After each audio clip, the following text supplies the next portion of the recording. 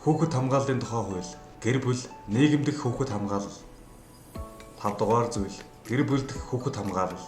Эцэг эх, гэр бүлийн гишүүд, асран хамгаалагч, харгалзан дэмжигч нь хүүхэдтэй холбоотой эрх үүргээ урвуулан ашиглах, хүүхдийг үл хайхрах, дарамтлах, хүчирхийлэх, мүлжилгийн бүх хэлбэр, альва гэмт хэрэг, зөрчлөөс хамгаалах арга хэмжээг авна.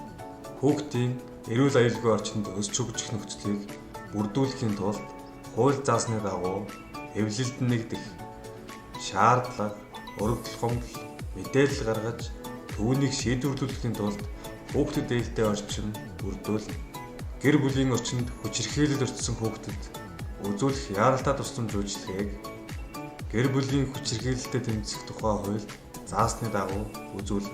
Эцэг эх, хууль ёсны асран хамгаалагч, хамаатан садан, багш, сургууль хүмүүжүүлэгч нь хүүхдийн өсгөн хүмүүжүүлэх, боловсрол олгох, асран хамгаалахдаа хүчирхийллээс ангид хүмүүжлийн арга хэрэглэнэ. Уян сэтгэл ерөнхийлөгчийн мэндийн төв 2024 он.